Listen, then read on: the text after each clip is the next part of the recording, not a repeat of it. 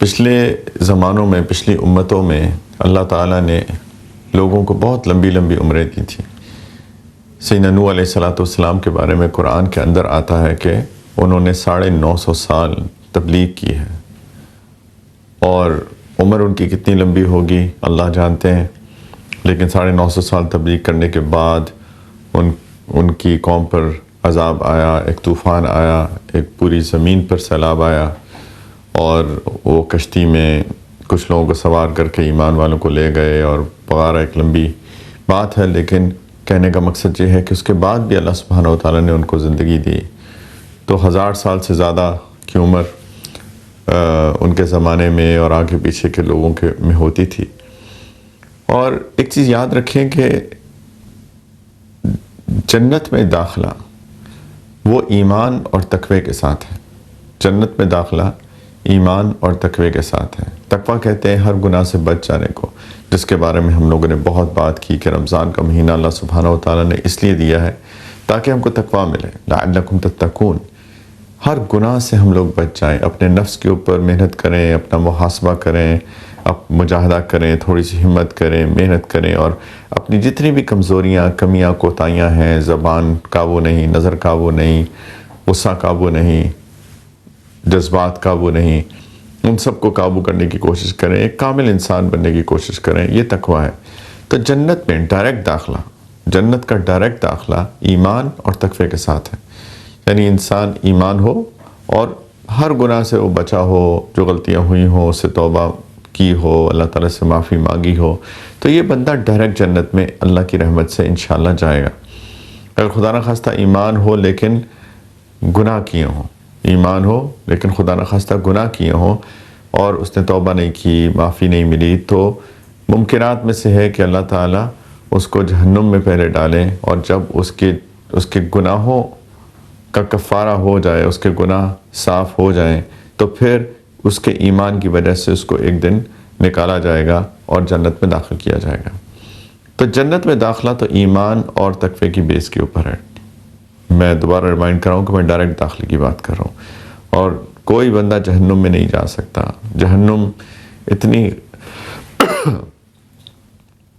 اتنی خطرناک جگہ ہے کہ وہاں پہ ایک سیکنڈ بھی گزارا نہیں کر سکتا، جس طرح سے قرآن میں اور احادیث مبارکہ میں اس کی تفصیل آئی ہے۔ لیکن ایک دفعہ جنت میں چلے جائیں، اس کے بعد جنت کے درجات ہیں، جنت کے 100 درجات ہیں، اور ہر 2 درجوں کے درمیان ایسے ہی فاصلہ ہے جیسے زمین اور آسمان کا، اور 100واں درجہ فردوس ہے۔ تو ادھر درجات ملیں گے نیک اعمال کے بے قدر، وَلِكُلٍّ دَرَجَاتٌ مِّمَّا عَمِلُوا۔ اللہ تعالیٰ نے فرمایا کہ ہر ایک کے درجات اس کے اعمال کے بے قدر ہوں گے، جتنے اچھے اعمال اتنے زیادہ درجات۔ تو جب پچھلے زمانوں میں اتنی لمبی لمبی عمریں ہوتی تھیں تو لوگوں کو اعمال زیادہ کرنے کا موقع ملتا ہوگا، ڈیفینیٹلی۔ ہر ایک دن ایک اپرچونٹی ہوتی ہے، آج کا دن ایک اپرچونٹی ہے، گزرا ہوا دن ایک اپرچونٹی تھی، پچھلا مہینہ ایک اپرچونٹی تھی، پچھلا سال ایک اپرچونٹی تھی، جتنی زندگی میں سال گزر گئے وہ سارے اپرچونٹیز تھی۔ تو ہر ایک دن ایک اپرچونٹی ہوتی ہے، اور جس کو مثال کے طور پہ 1000 سال ملے ہوں، اس کے پاس کتنی اپرچونٹیز ہیں نیک اعمال کرنے کی، کتنی وہ عبادت کر سکتا ہے، کتنے لوگوں کی مدد کر سکتا ہے، کتنے لوگوں کی عیادت کر سکتا ہے، کتنوں کا دل بڑا کر سکتا ہے، کن کی غمخواری کر سکتا ہے، وغیرہ کتنے ایونیوز ہیں نیک اعمال کرنے کے، رائٹ؟ تو کتنی اپرچونٹیز تھیں۔ یہ امت جو ہے، نبی کریم علیہ السلام نے فرمایا کہ میری امت کی عمر 60 اور 70 کے درمیان ہوگی، 60 اور 70 کے درمیان۔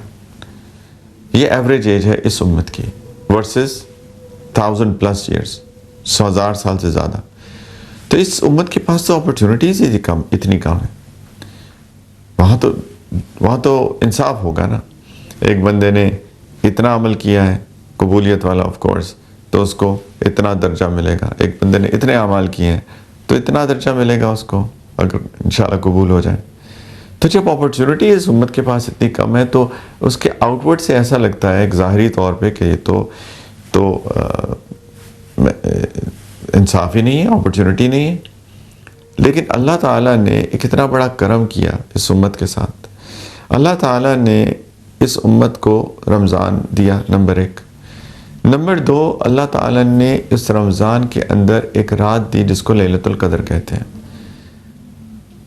اور کیا بات ہے لیلۃ القدر کی. اللہ تعالیٰ نے ایک سورت نازل فرمائی اس رات کے بارے میں. بسم اللہ الرحمن الرحیم، انا انزلناہ فی لیلۃ القدر. اللہ تعالیٰ فرماتے ہیں کہ میں نے قرآن کو لیلۃ القدر میں نازل کیا. رمضان قرآن کا مہینہ ہے. شہر رمضان الذی انزل فیہ القرآن، رمضان کا مہینہ جس میں قرآن نازل کیا گیا. اللہ تعالیٰ نے قرآن کو نازل کیا لیلۃ القدر میں. لوح محفوظ سے آسمان دنیا پر پورے کا پورا قرآن نازل ہوا لیلۃ القدر میں. اور اللہ تعالیٰ فرماتے ہیں وما ادراک ما لیلۃ القدر، تمہیں کیا پتا لیلۃ القدر کیا ہے. یہ جو الفاظ ہیں نا، وما ادراک، تمہیں کیا پتا، یعنی کیا بات ہے اس کی، تم جان ہی نہیں سکتے کہ کیا بات ہے اس رات کی.